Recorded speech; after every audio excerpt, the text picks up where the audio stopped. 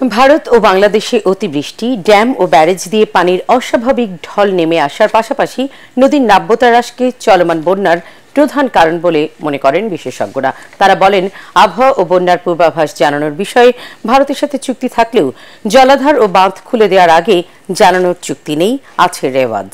এই কারণে গণহারে ভারতকে গালি না দিয়ে প্রকৌশলগত জায়গা থেকে বন্যার কারণ ও সমাধান বের করার পরামর্শ পানি বিশেষজ্ঞ অধ্যাপক ডক্টর আইনুন নিশাতের। বিস্তারিত জানাচ্ছেন মিজান শাহজাহান।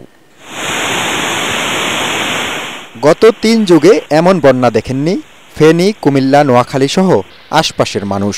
চট্টগ্রামের পাশাপাশি বন্যায় আক্রান্ত সিলেট। বিশেষজ্ঞরা বলেন, আগামী সপ্তাহে নতুন করে প্লাবিত হওয়ার আশঙ্কা আছে উত্তরবঙ্গের জেলাগুলো।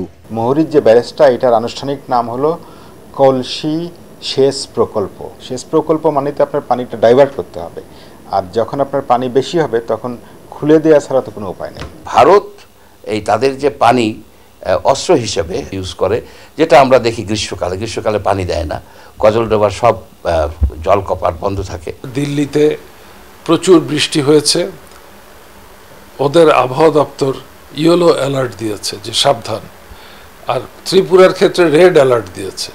তো আমাদের এখানে যে কি ভাষায় দেয়, এই ভাষাটা আমরা বুঝি না। যেমন বিপদসীমার 10 সেন্টিমিটার উপর দিয়ে প্রবাহিত হচ্ছে, তাতে কি হবে? আমার বাড়ি ডুববে, আমার রাস্তা ডুববে। এখানে আমাদের অনেক কিছু করার আছে। ড্যাম ও ব্যারেজের পার্থক্য না বুঝে অনেকেই অজ্ঞতাবশত বন্যার জন্য ভারতকে দায়ী করছেন বলে মনে করেন পানি বিশেষজ্ঞ ডক্টর আইনুন নিশাত। অগাস্ট মাসে টোটাল 500 মিলিমিটার বৃষ্টি হওয়ার কথা, সেটা 3 দিনে হয়েছে। এই যে প্রচণ্ড বৃষ্টি, এটাই হচ্ছে বন্যার কারণ। যখন ড্যাম ক্ষতির মুখে পড়তে পারে তখনই গেট খোলা হয়। যেমন আমি যদি কালকে জানতে পারি যে আমাদের কাপ্তাইয়ের গেট খুলে দেওয়া হয়েছে, তখন ধরে নেব যে পানির লেভেল এই পর্যায়ে পৌঁছেছিল যে কাপ্তাই ড্যাম ক্ষতিগ্রস্ত হতে পারত। দখল দূষণে নদী নাব্যতা হারিয়ে ফেলায় বন্যা ভয়াবহ হচ্ছে বলে মনে করেন জাতীয় নদী রক্ষা কমিশনের সাবেক চেয়ারম্যান ডক্টর মঞ্জুর আহমেদ চৌধুরী। অপরিকল্পিত বালু উত্তোলনের বিরুদ্ধে আমি অ্যাকশন নিয়েছিলাম। তৎকালীন একজন নারী মন্ত্রী খুব বিক্ষুব্ধ হন। উনি এখন বর্তমানে হাজতে আছেন, দীপুমণি। ওনার যে হিংস্রতা, যার ফলে আমার ওখান থেকে আমার কন্ট্রাক্টটা ক্যান্সেল হয়ে যায়।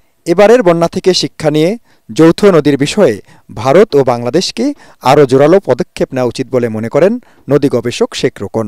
123টা আন্তঃসীমান্ত নদী আছে, এর মধ্যে 54টা হচ্ছে স্বীকৃত দাপ্তরিকভাবে বাংলাদেশ ভারত, বাকি আরও 69টা আছে অস্বীকৃত।